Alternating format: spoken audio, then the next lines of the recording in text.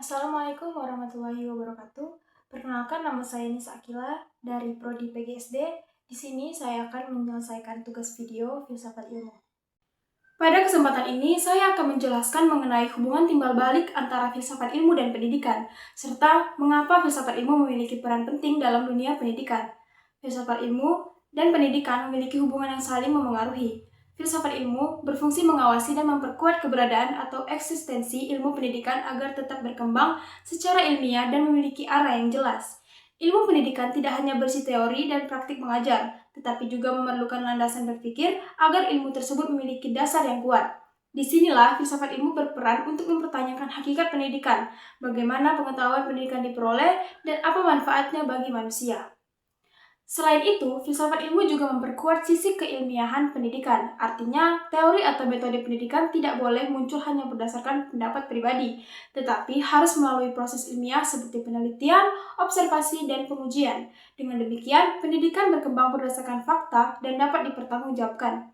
Bukan hanya itu, filsafat ilmu juga memperkuat nilai-nilai dalam pendidikan. Pendidikan bukan sekedar proses memindahkan pengetahuan, tetapi juga membentuk karakter, etika, dan moral peserta didik. Karena itu, pendidikan perlu diarahkan pada nilai kemanusiaan dan kebermanfaatan. Di sisi lain, hubungan ini bersifat timbal balik.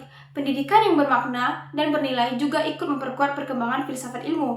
Melalui praktik pendidikan di lapangan, muncul berbagai persoalan, pengalaman, dan perubahan zaman yang mendorong filsafat ilmu untuk terus berkembang. Misalnya, perkembangan teknologi, pembelajaran digital, hingga perubahan karakter peserta didik di saat ini.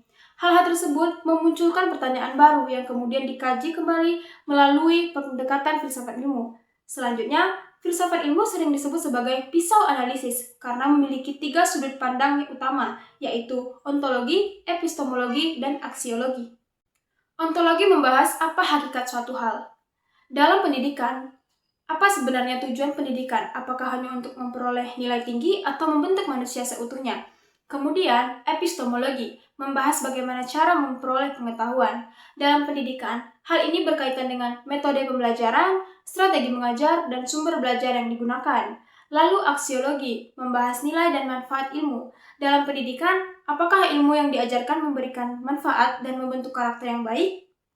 Ketiga aspek ini membantu kita menganalisis berbagai persoalan pendidikan secara lebih mendalam, sehingga disebut sebagai pisau analisis. Contoh penerapannya dapat dilihat dalam kebijakan pendidikan dan proses pembelajaran, misalnya dalam penerapan kurikulum yang menekankan pembelajaran aktif dan penguatan karakter. Guru tidak lagi menjadi salah satu sumber pengetahuan, tetapi bertugas membimbing siswa agar lebih aktif berpikir kritis, kreatif, dan mampu memecahkan masalah. Hal ini menunjukkan bahwa kebijakan dan praktik pendidikan dibangun berdasarkan landasan filosofis yang jelas. Jadi, dapat disimpulkan, filsafat ilmu dan pendidikan memiliki hubungan yang saling menguatkan. Filsafat ilmu memberikan dasar berpikir, arah, dan alat analisis bagi pendidikan, sedangkan pendidikan memberikan pengalaman nyata yang membantu perkembangan filsafat ilmu itu sendiri. Sekian dari saya, terima kasih.